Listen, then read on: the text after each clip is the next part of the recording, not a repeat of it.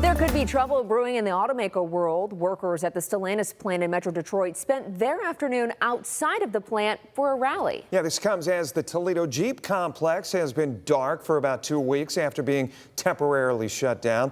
Andre Norrells, he's been following this story today. What happened at that rally north of us? So, Andre, what could be happening in Detroit could impact Toledo? Is that what we understand?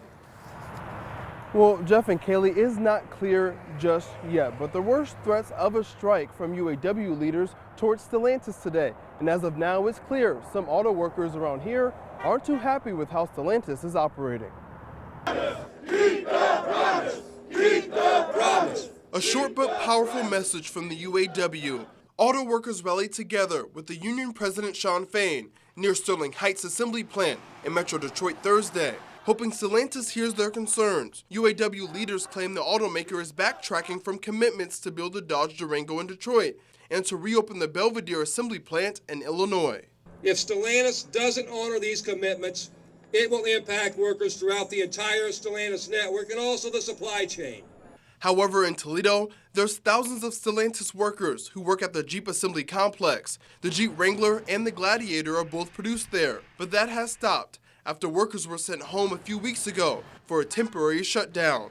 While Fain didn't mention this shutdown during his speech Thursday, he did mention the recent death of Toledo Jeep employee Antonio Gaston. That's what happens when you cut staffing to the bone and you force people to work endless hours. It's not safe, it's not fair, and it's not right. And Carlos Tavares is driving this company to the ground.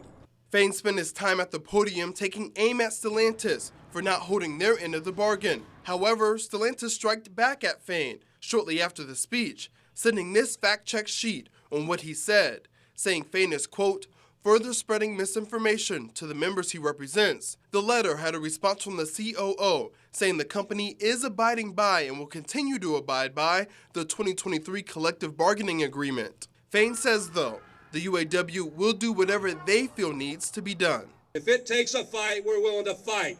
If it takes a strike, we're willing to strike.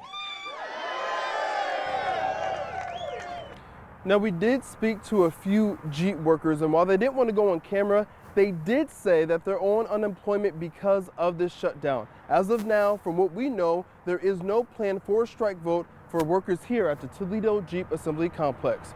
Reporting in North Toledo, Andre Norrells, WTWL 11.